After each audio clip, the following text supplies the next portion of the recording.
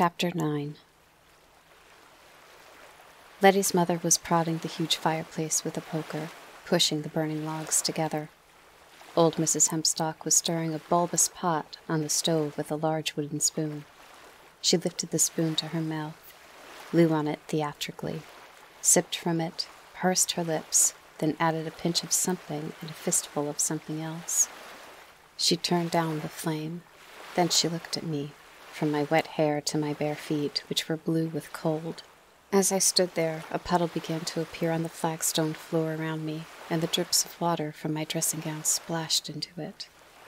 "Hot bath," said old Mrs. Hempstock, "or he'll catch his death."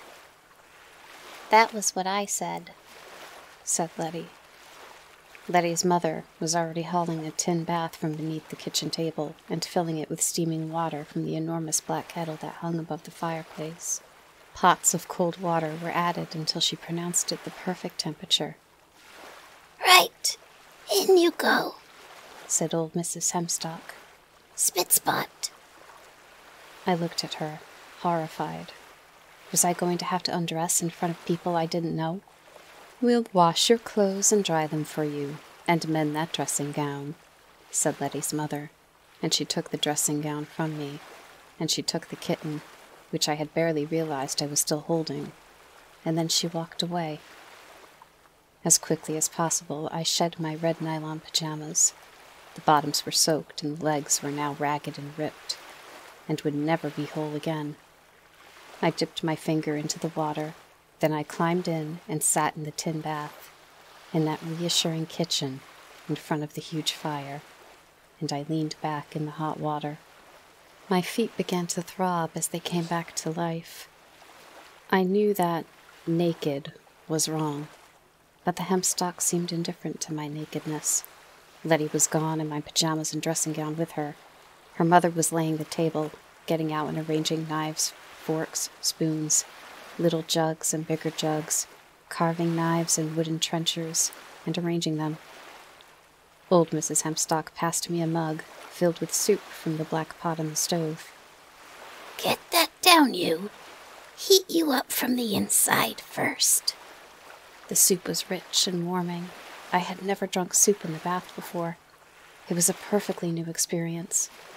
When I finished the mug, I gave it back to her, and in return, she passed me a large cake of white soap and a face flannel and said, "Now get scrubbing. Rub the life and the warmth back into your bones." She sat down in a rocking chair on the other side of the fire and rocked gently, not looking at me. I felt safe. It was as if the essence of grandmotherliness had been condensed into that one place, that one time.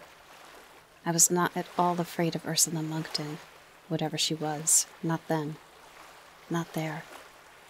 Young Mrs. Hempstock opened an oven door and took out a pie, its shiny crust brown and glistening, and put it on the window ledge to cool. I dried myself off with the towel they brought me, the fire's heat drying me as much as the towel did. Then Letty Hempstock returned and gave me a voluminous white thing, like a girl's nightdress, but made of white cotton, with long arms, and a skirt that draped to the floor, and a white cap.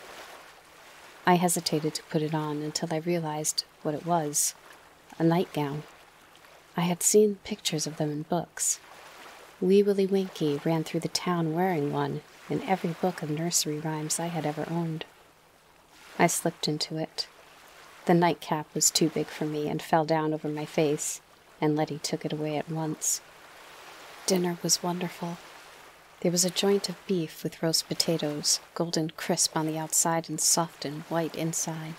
Buttered greens I did not recognize, although I think now that they might have been nettles. Roasted carrots, blackened and sweet.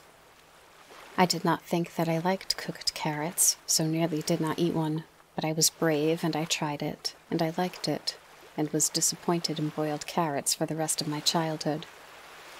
For dessert we had the pie, stuffed with apples and with swollen raisins and crushed nuts, all topped with a thick yellow custard, creamier and richer than anything I had ever tasted at school or at home.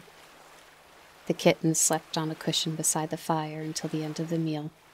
when it joined a fog-colored house cat 4 times its size in a meal of scraps of meat. While we ate, nothing was said about what had happened to me or why I was there. The hempstock ladies talked about the farm. There was the door to the milking shed needed a new coat of paint, a cow named Rhiannon, who looked to be getting lame in her rear left leg, a path to be cleared on the way that led down to the reservoir. "Is it just the 3 of you?" I asked. "Aren't there any men?" Men, hooted old Mrs. Hempstock. I don't know what a blessed good a man would be. Nothing a man could do around this farm that I can't do twice as fast and 5 times as well. Letty said. We've had men here sometimes. They come and they go. Right now it's just us. Her mother nodded. They went off to seek their fate and fortune mostly, the male Hempstocks. There's never any keeping them here when the call comes. They get a distant look in their eyes, and then we've lost them, good and proper. Next chance they gets, they're off to towns and even cities, and nothing but an occasional postcard to even show they were here at all. Old Mrs. Hempstock said, His parents are coming. They're driving here. They just passed Parsons' elm tree. The badgers saw them. "Is she with them?" I asked. "Ursula Monckton?" Her? said old Mrs. Hempstock, amused. That thing? Not her. I thought about it for a moment. "They will make me go back with them, and then she'll lock me in the attic and let my daddy kill me when she gets bored. She said so." "She may have told you that, Ducks," said Letty's mother. "But she ain't going to do it, or anything like it, or my name's not Ginny Hempstock." I liked the name Ginny, but I did not believe her, and I was not reassured. Soon the door to the kitchen would open, and my father would shout at me, or he would wait until we got into the car, and he would shout at me then, and they would take me back up the lane to my house, and I would be lost. "Let's see," said Ginny Hempstock. "We could be away when they get here. They could arrive last Tuesday when there's nobody home." Out of the question, said the old woman. Just complicates things, playing with time. We could turn the boy into something else, so they'd never find him. Look how hard they might. I blinked. Was that even possible? I wanted to be turned into something. The kitten had finished its portion of meat scraps. Indeed, it seemed to have eaten more than the house cat, and now it leapt into my lap and began to wash itself. Ginny Hempstock got up and went out of the room. I wondered where she was going. We can't turn him into anything, said Letty, clearing the table of the last plates and cutlery. His parents will get frantic, and if they are being controlled by the flea, she'll just feed the franticness. Next thing you know, we'll have the police dragging the reservoir, looking for him. Or worse, the ocean. The kitten lay down and curled up, wrapping around itself until it was nothing more than a flattened circlet of fluffy black fur. It closed its vivid blue eyes, the color of an ocean, and it slept and it purred. Well, said old Mrs. Hempstock. What do you suggest, then? Letty thought, pushing her lips together, moving them over to one side. Her head dipped, and I thought she was running through alternatives. Then her face brightened.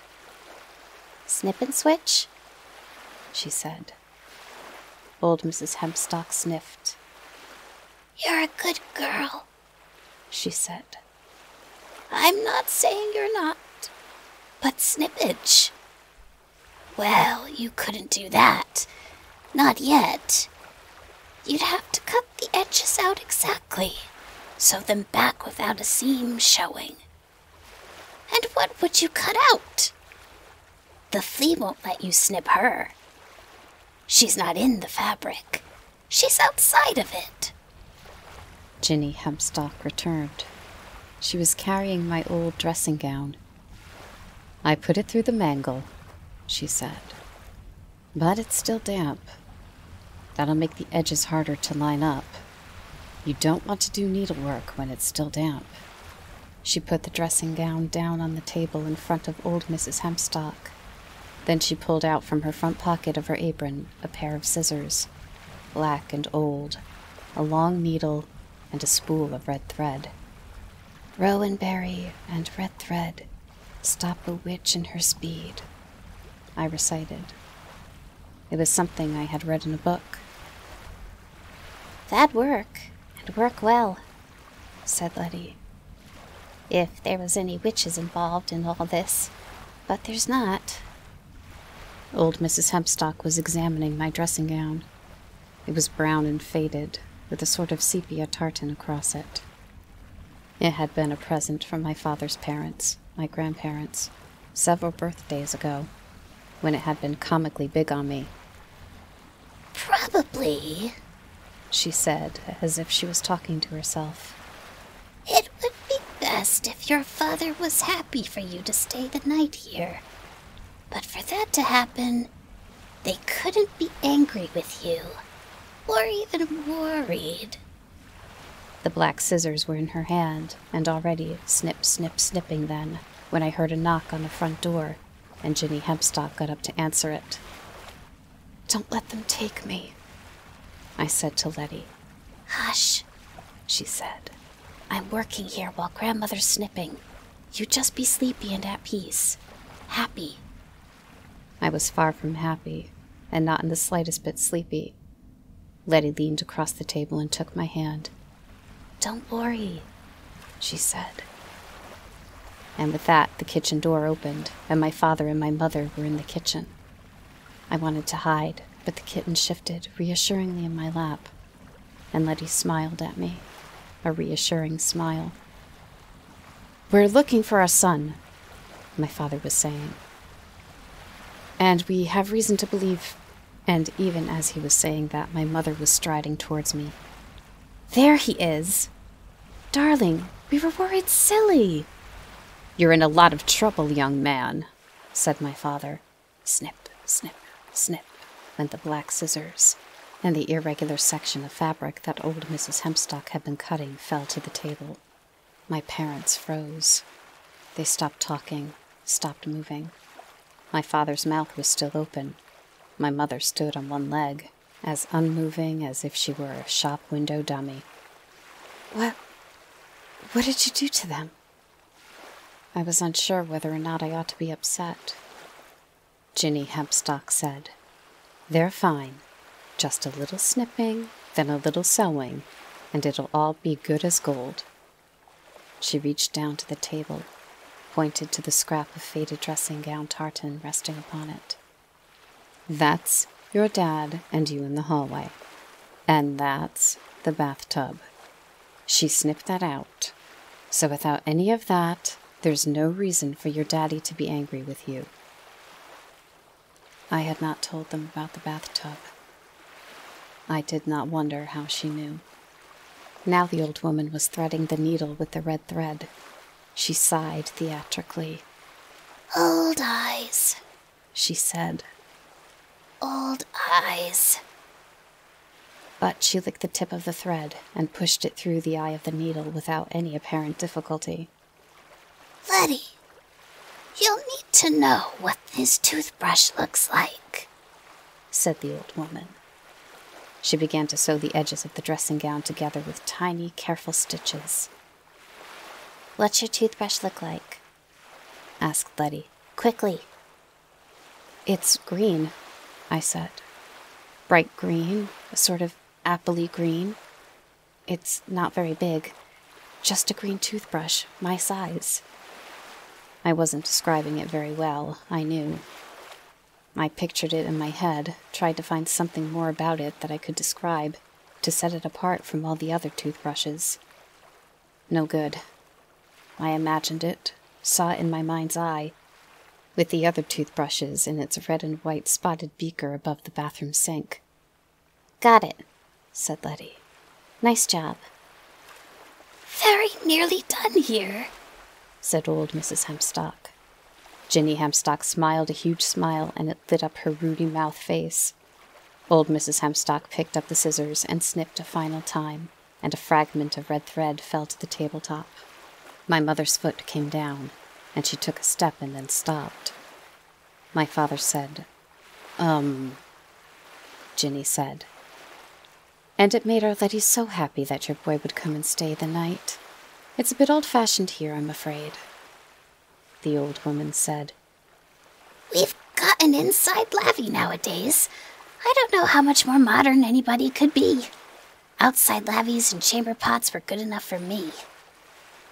He ate a fine meal, said Ginny. Didn't you? There was pie, I told my parents, for dessert. My father's brow creased. He looked confused. Then he put his hand into the pocket of his car coat and pulled out something long and green with toilet paper wrapped around the top. You forgot your toothbrush, he said. Thought you'd want it.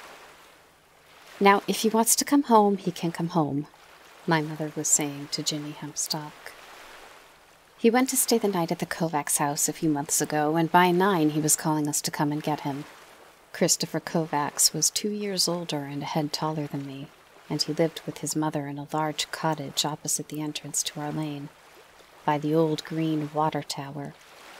His mother was divorced. I liked her. She was funny and drove a VW Beetle, the first I had ever seen.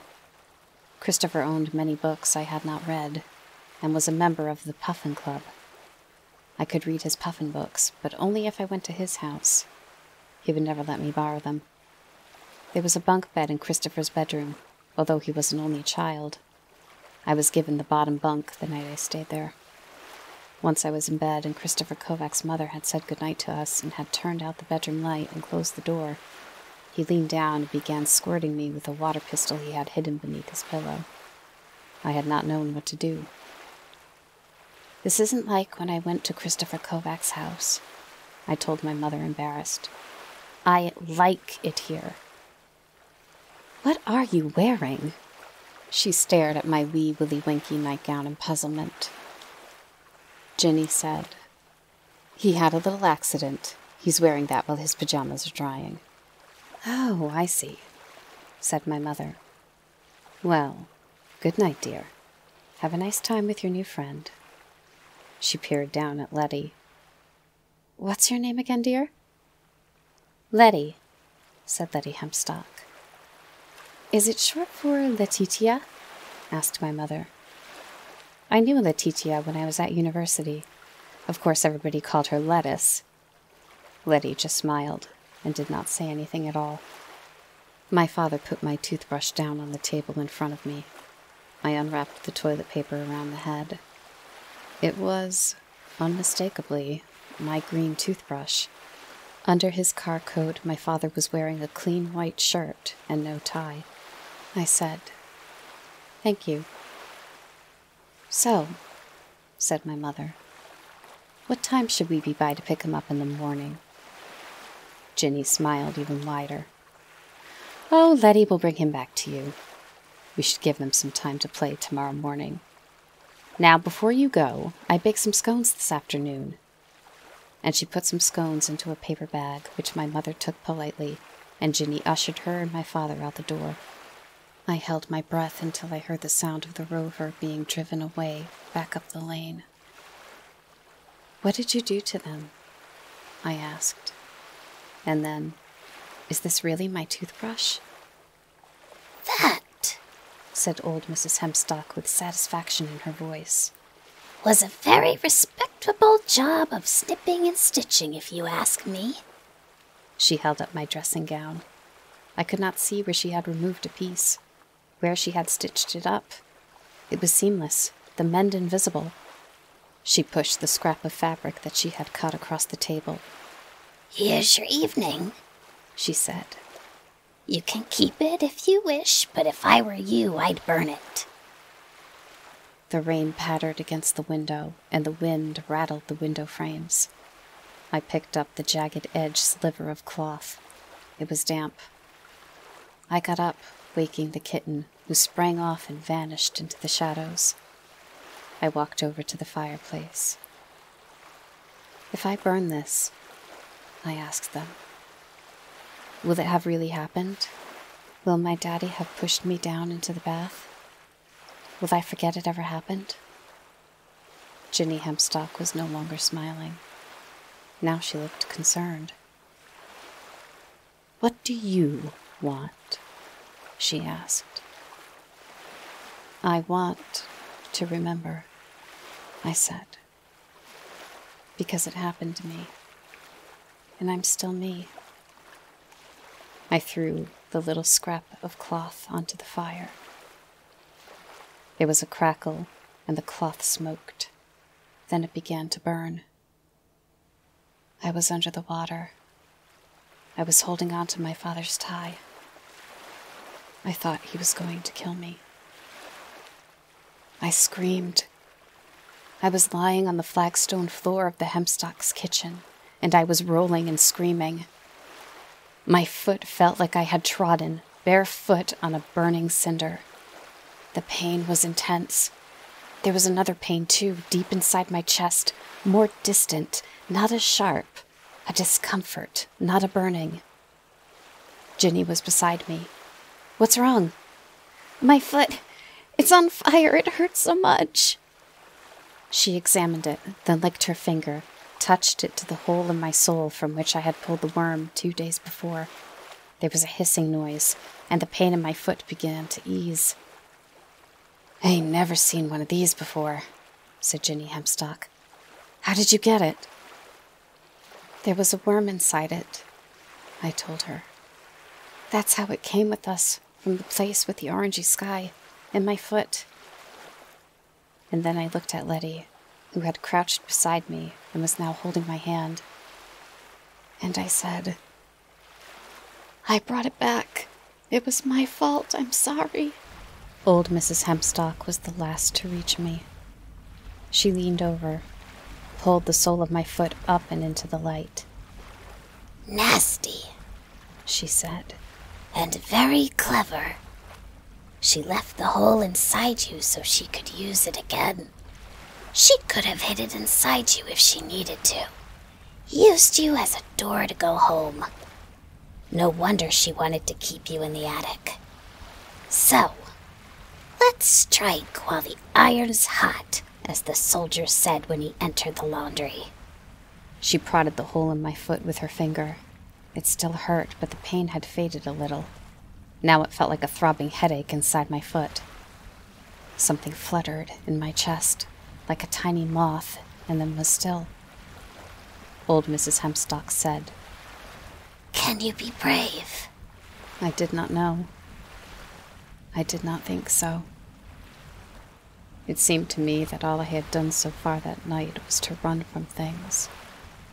She was holding the needle she had used to sew up my dressing gown, and she grasped it now, not as if she were going to sew with it, but as if she were planning to stab me.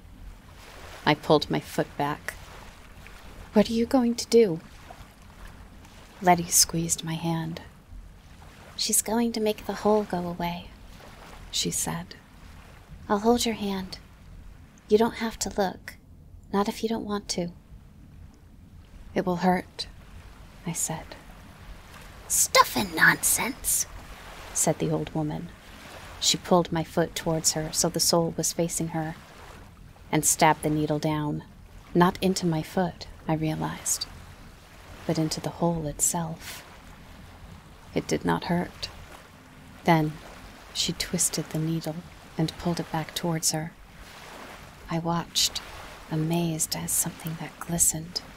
It seemed black at first, then translucent, and then reflective like mercury, was pulled out from the sole of my foot, on the end of the needle. I could feel it leaving my leg. It seemed to travel up all the way inside me, up my leg, through my groin and my stomach, and into my chest.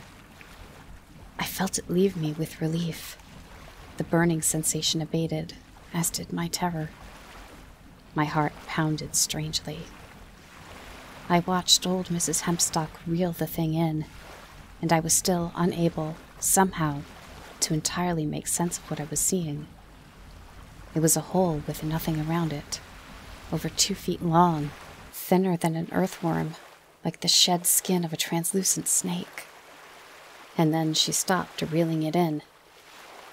"Doesn't want to come out," she said. "It's holding on." There was a coldness in my heart as if a chip of ice were lodged there. The old woman gave an expert flick of her wrist, and then the glistening thing was dangling from her needle. I found myself thinking now, not of Mercury, but of the silvery slime trails that snails leave in the garden, and it no longer went into my foot. She let go of my sole, and I pulled my foot back. The tiny round hole had vanished completely, as if it had never been there. Old Mrs. Hempstock cackled with glee. "Think she's so clever," she said. "Leaving her way home inside the boy. Is that clever? I don't think that's clever. I wouldn't give 2 pence for the lot of them." Ginny Hempstock produced an empty jam jar, and the old woman put the bottom of the dangling thing into it, then raised the jar to hold it. At the end, she slicked the glistening invisible trail off the needle and put the lid on the jam jar with a decisive flick of her bony wrist. "Ha!" she said, and again. "Ha!" Letty said, Can I see it? She took the jam jar, held it up to the light. Inside the jar, the thing had begun lazily to uncurl. It seemed to be floating, as if the jar had been filled with water. It changed color as it caught the light in different ways, sometimes black, sometimes silver. An experiment that I had found in a book of things boys could do, and which I had, of course, done.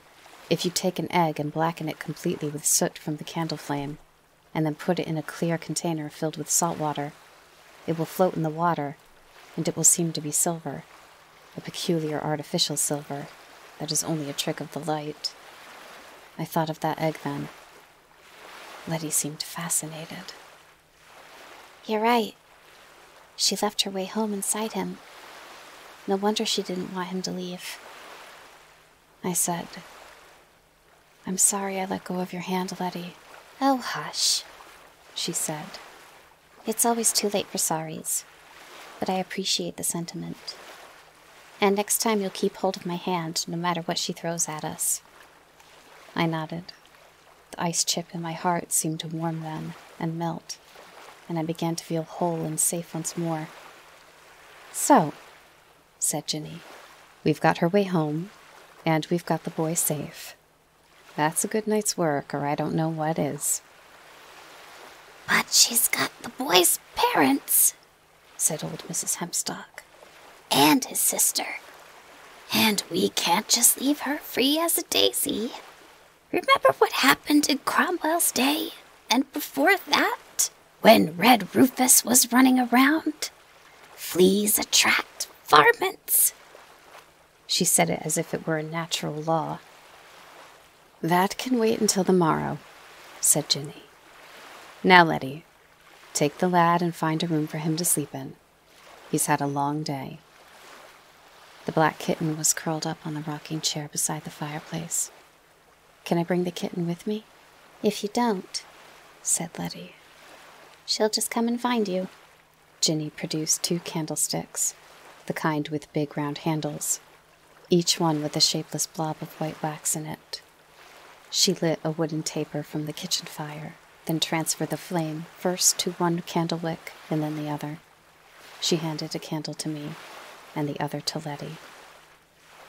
Don't you have electricity? I asked. There were electric lights in the kitchen, big old-fashioned bulbs hanging from the ceiling, filaments glowing. Not in that part of the house, said Letty. The kitchen's new, sort of. Put your hand in front of your candle as you walk so it doesn't blow out. She cupped her own hand around the flame as she said this, and I copied her and walked behind her. The black kitten followed us, out of the kitchen, through a wooden door painted white, down a step, and into the farmhouse. It was dark, and our candles cast huge shadows, so it looked to me, as we walked, as if everything was moving, pushed and shaped by the shadows. The grandfather clock and the stuffed animals and birds. Were they stuffed? I wondered. Did the owl move? Or was it just the candle flame that made me think it had turned its head as we passed? The hall table, the chairs, all of them moved, and all of them stayed perfectly still. We went up a set of stairs and then some steps, and we passed an open window. Moonlight spilled onto the stairs brighter than our candle flames. I glanced up through the window, and I saw the full moon. The cloudless sky was splashed with stars beyond all counting. "That's the moon," I said. Gran likes it like that, said Letty Humpstock. But it was a crescent moon yesterday, and now it's full. And it was raining. It is raining, but now it's not. Gran likes the full moon to shine on this side of the house. She says it's restful, and it reminds her of when she was a girl, said Letty. And you don't trip on the stairs. The kitten followed us up the stairs in a sequence of bounces. It made me smile.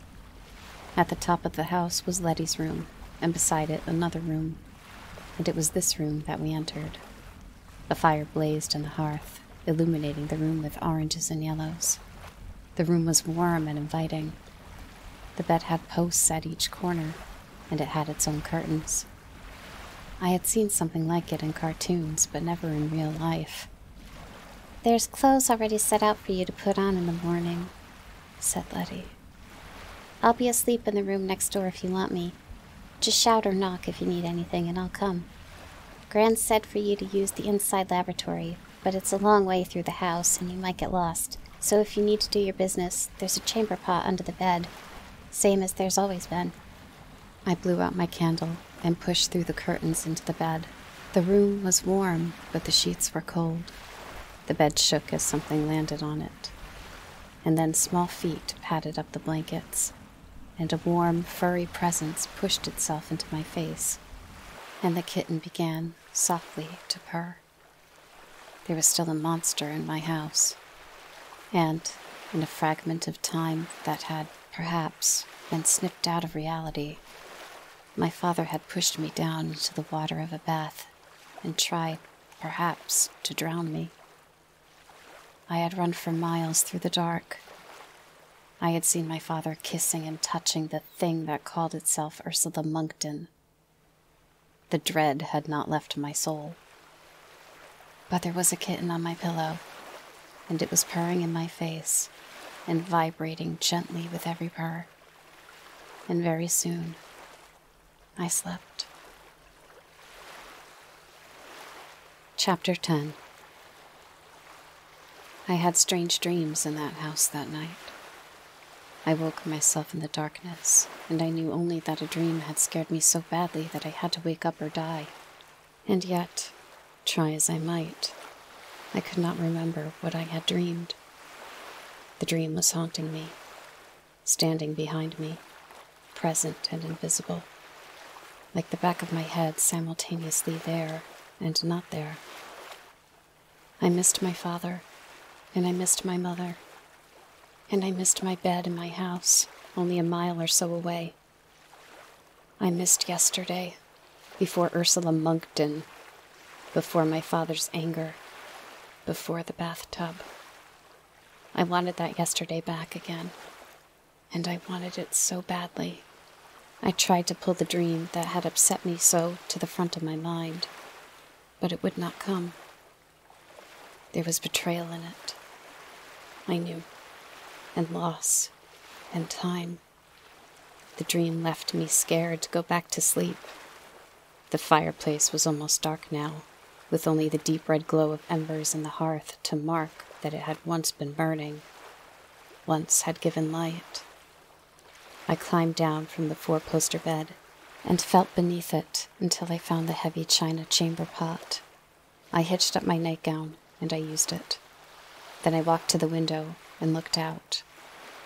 The moon was still full, but now it was low in the sky and a dark orange, what my mother called a harvest moon.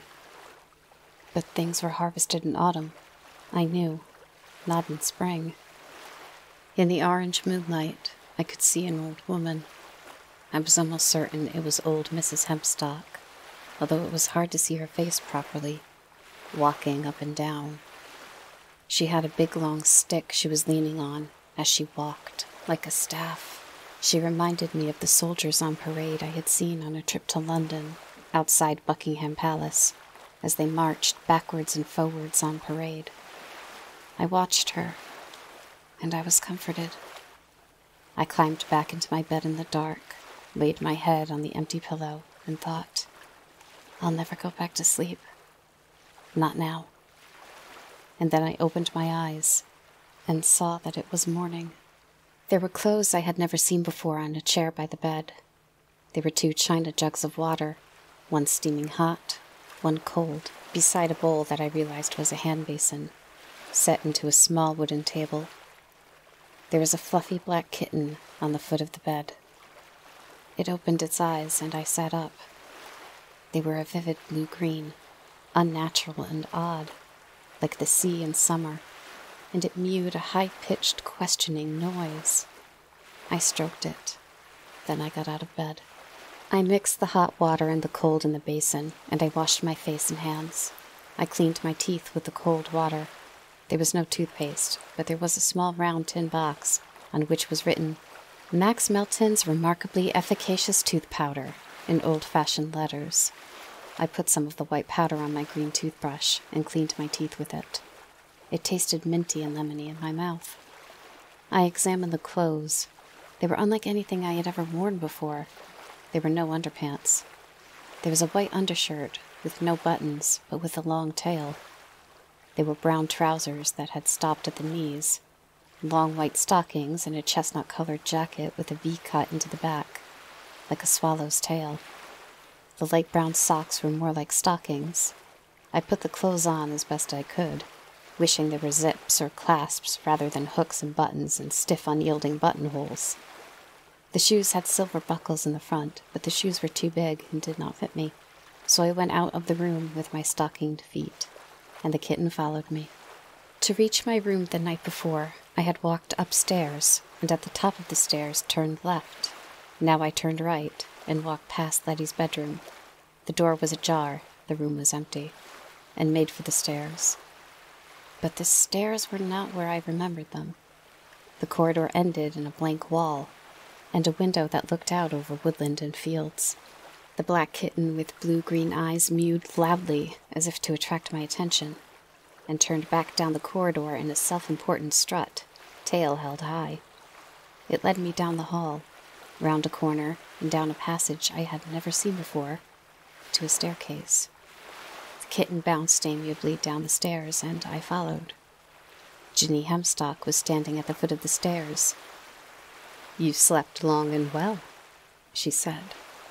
"We've already milked the cows. Your breakfast is on the table, and there's a saucer of cream by the fireplace for your friend." "Where's Letty, Mrs. Hempstock?" "Off on an errand, getting stuff she may need." "It has to go, the thing at your house, or there will be trouble, and worse will follow. She's already bound it once, and it slipped the bounds, so she needs to send it home." "I just want Ursula Monkton to go away," I said. "I hate her." Ginny Hempstock put out a finger, ran it across my jacket. "It's not what anyone hereabouts is wearing these days," she said. "But my mom put a little glamour on it, so it's not as if anyone will notice. You can walk around in it all you want, and not a soul will think there's anything odd about it. No shoes?" "They didn't fit." "I'll leave something that will fit you by the back door, then." "Thank you," she said. "I don't hate her. She does what she does according to her nature. She was asleep. She woke up.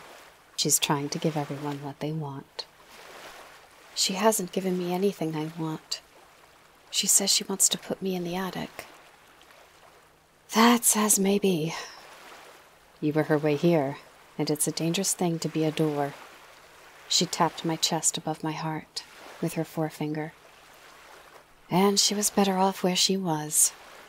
They would have sent her home safely, Done it before for her kind a dozen times. But she's headstrong, that one. No teaching them. Right. Your breakfast is on the table. I'll be up at the 9-acre field if anyone needs me. There was a bowl of porridge on the kitchen table, and beside it a saucer with a lump of golden honeycomb on it, and a jug of rich yellow cream. I spooned up a piece of the honeycomb and mixed it into the thick porridge. Then I poured in the cream. There was toast, too, cooked beneath the grill, as my father cooked it, with homemade blackberry jam. There was the best cup of tea I have ever drunk. By the fireplace, the kitten lapped at a saucer of creamy milk and purred so loudly I could hear it across the room. I wished I could purr, too. I would have purred then. Letty came in, carrying a shopping bag, the old-fashioned kind.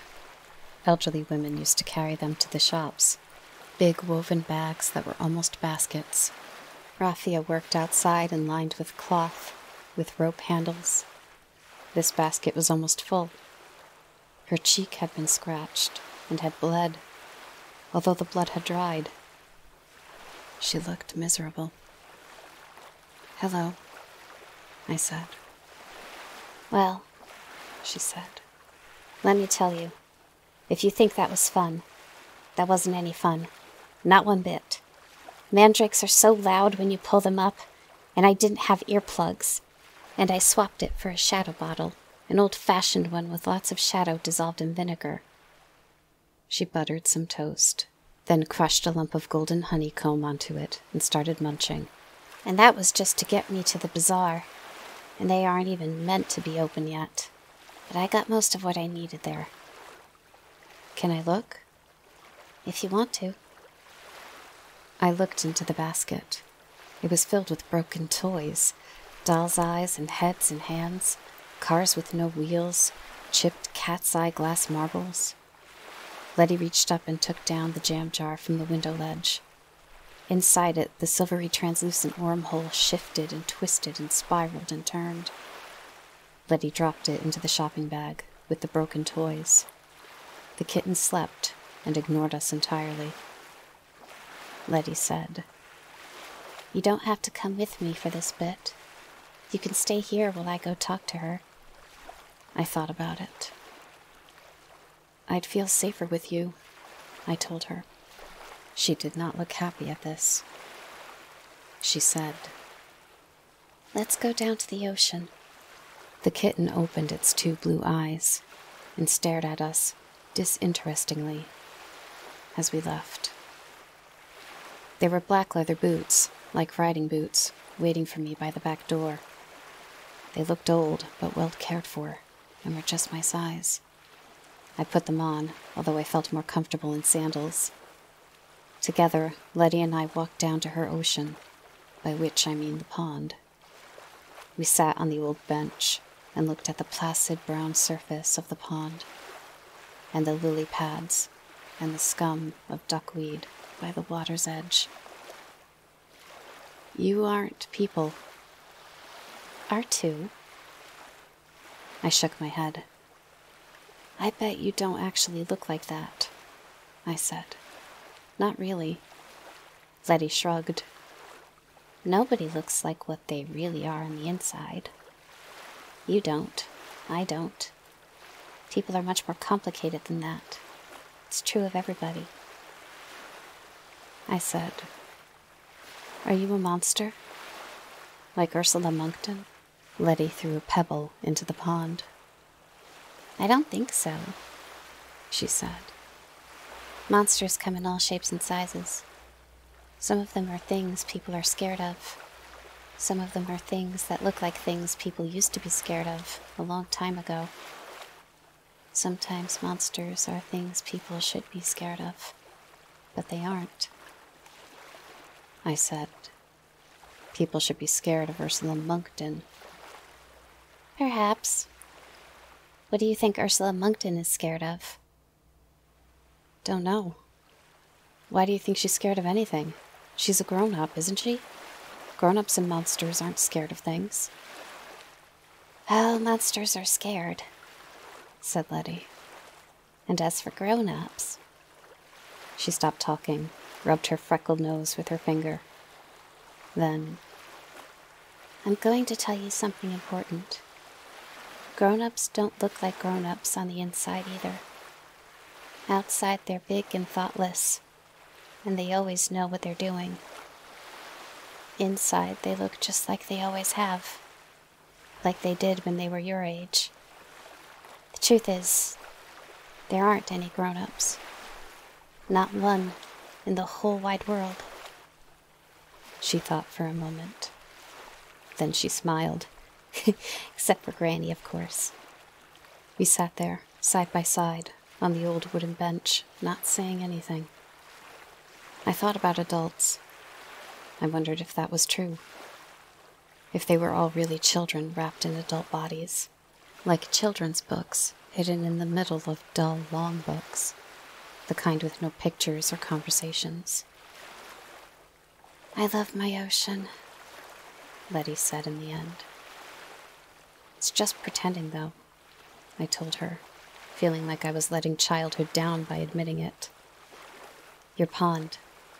It's not an ocean. It can't be. Oceans are bigger than seas. Your pond is just a pond. It's as big as it needs to be, said Letty Hempstock, nettled. She sighed. We'd better get on with sending Ursula what's-her-name back where she came from. Then she said, I do know what she's scared of. And you know what? I'm scared of them too.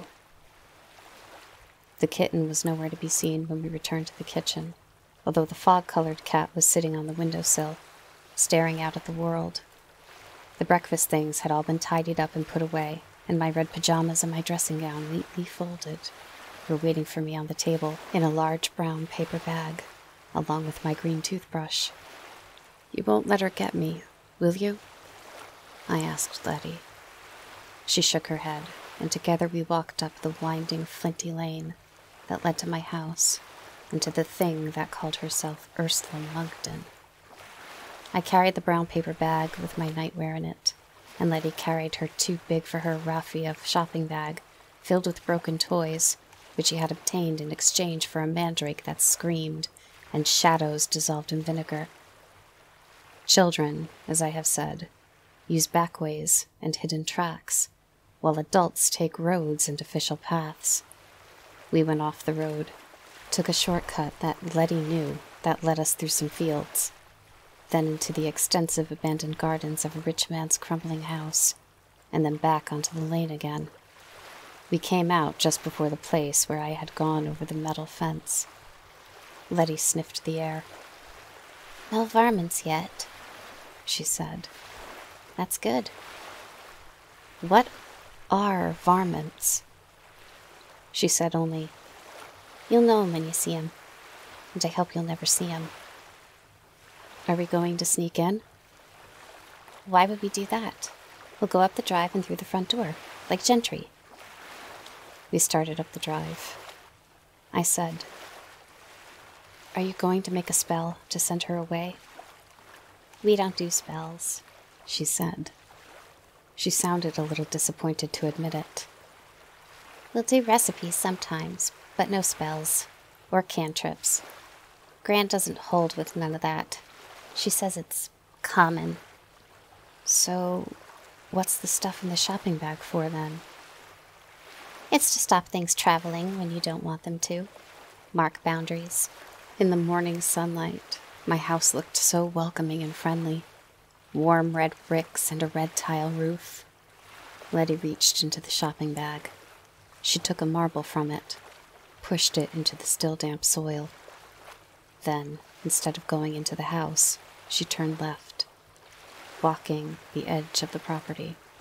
By Mr. Woolery's vegetable patch we stopped, and she took something else from her shopping bag. A headless, legless, pink doll body with badly chewed hands. She buried it beside the pea plants. We picked some pea pods, opened them, and ate the peas inside. Peas baffled me. I could not understand why grown-ups would take things that tasted so good raw and put them in tins and make them revolting. Letty placed a toy wolf, the small plastic kind you would find in a children's zoo or an ark, in the coal shed, beneath a large lump of coal. The coal shed smelled of damp and blackness, and of old, crushed forests. Will these things make her go away? No. Then what are they for? To stop her going away. But we want her to go away. No, we want her to go home. I stared at her short brown hair, her snub nose, her freckles. She looked 3 or 4 years older than me. She might have been 3 or 4,000 years older, or 1,000 times again. I would have trusted her to the gates of hell and back, but still. I wish you'd explain properly, I said. You talk in mysteries all the time. I was not scared, though, and I could not have told you why I was not scared.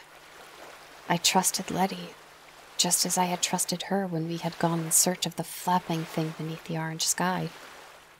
I believed in her, and that meant I would come to no harm while I was with her. I knew it in the way I knew that grass was green, that roses had sharp, woody thorns, that breakfast cereal was sweet. We went into the house through the front door. It was not locked, unless we went away on holidays. I do not ever remember it being locked.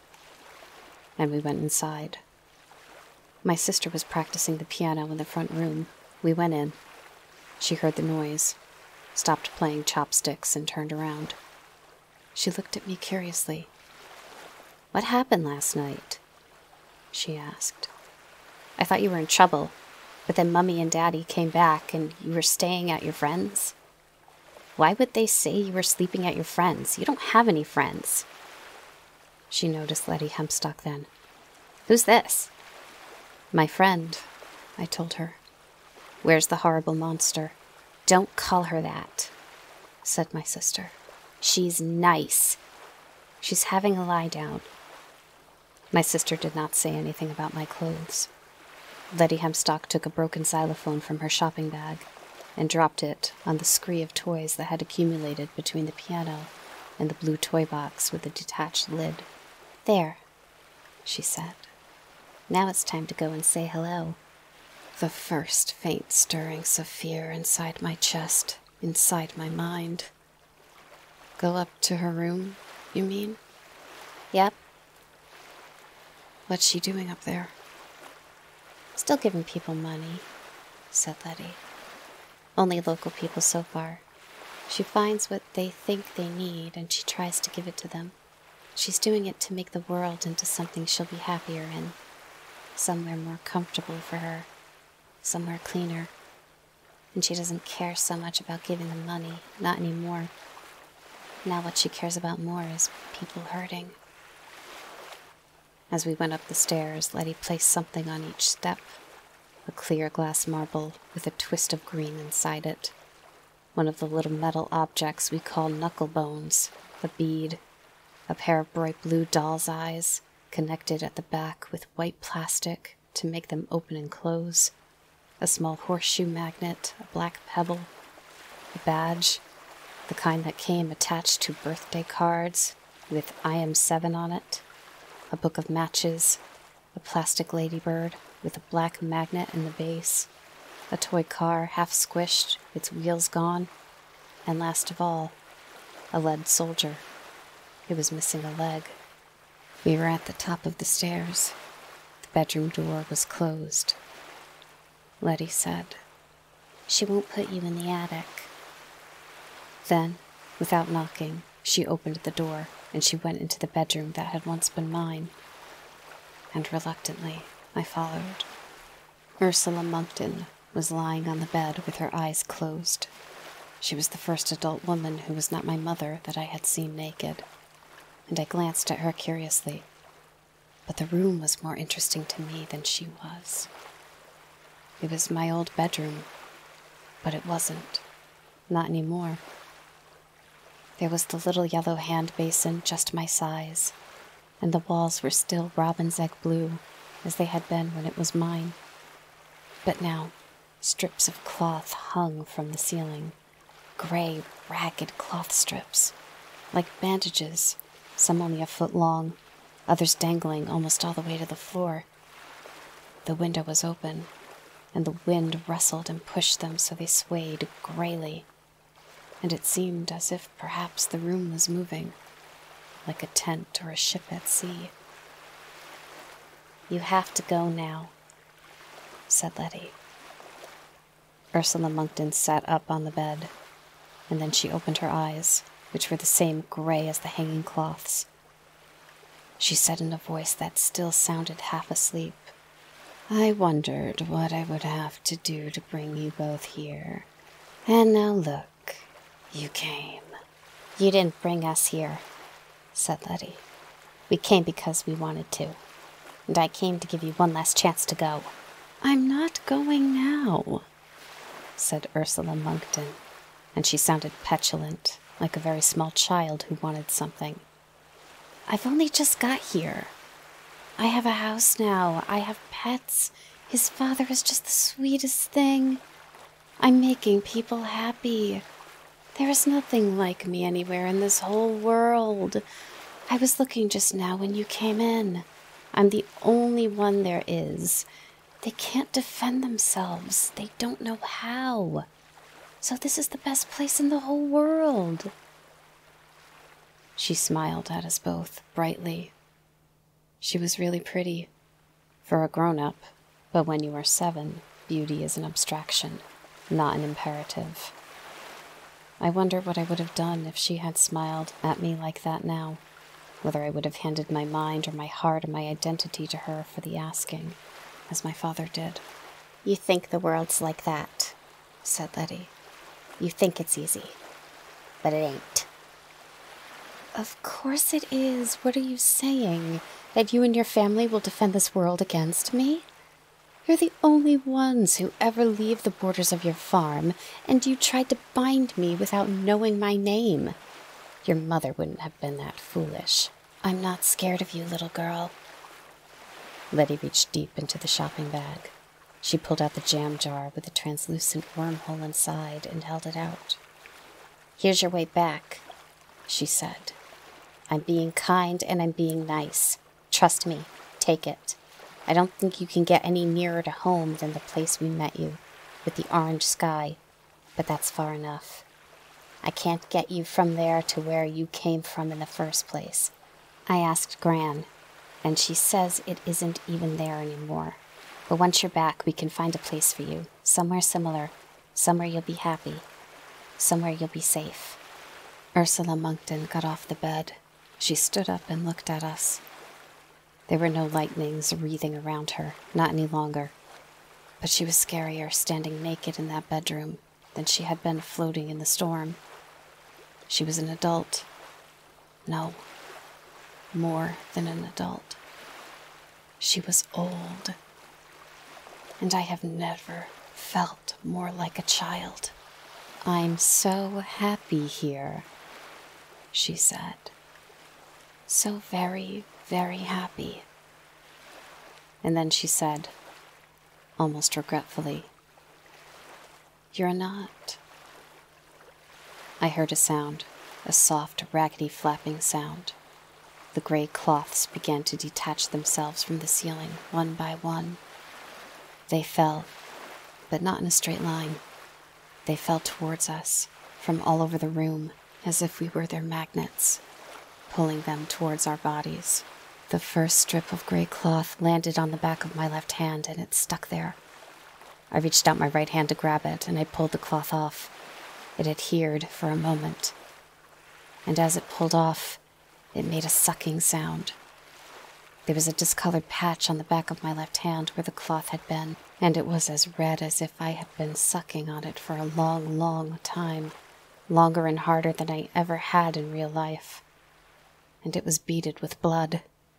There were pinpricks of red wetness that smeared as I touched them, and then a long bandaged cloth began to attach itself to my legs, and I moved away as a cloth landed on my face and my forehead, and another wrapped itself over my eyes, blinding me.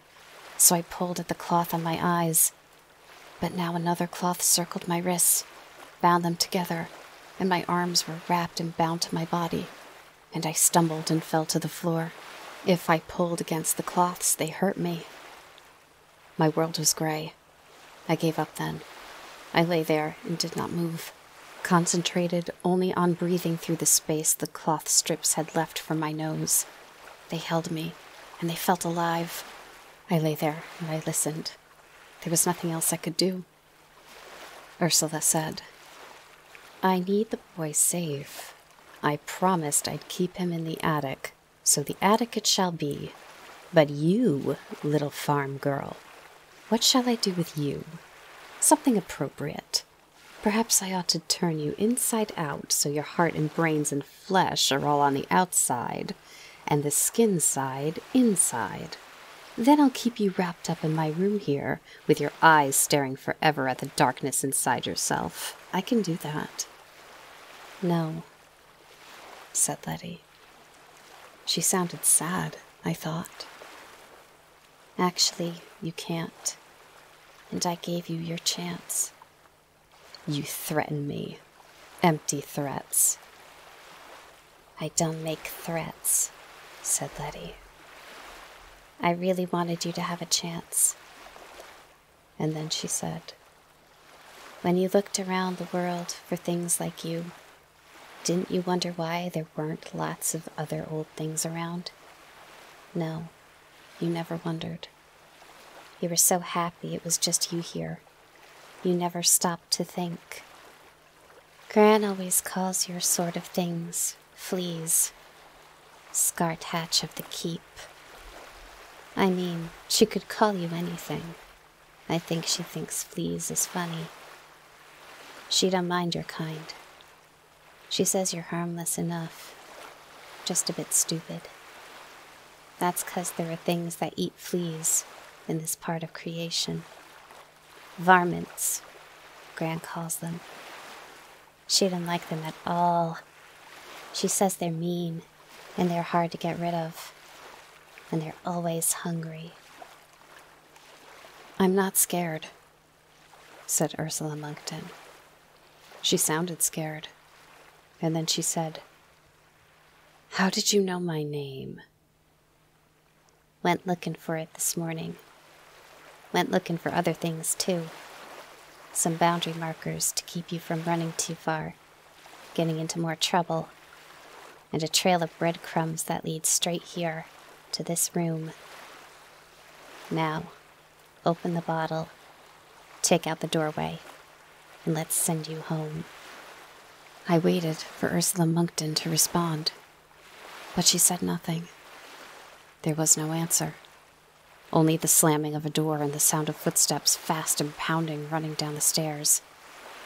Letty's voice was close to me, and she said, "She would have been better off staying here and taking me up on my offer." I felt her hands tugging at the cloths on my face. They came free with a wet, sucking sound, but they no longer felt alive, and when they came off, they fell to the ground and lay there unmoving. This time there was no blood beaded on my skin. The worst thing that had happened was that my arms and legs had gone to sleep. Letty helped me to my feet. She did not look happy. "Where did she go?"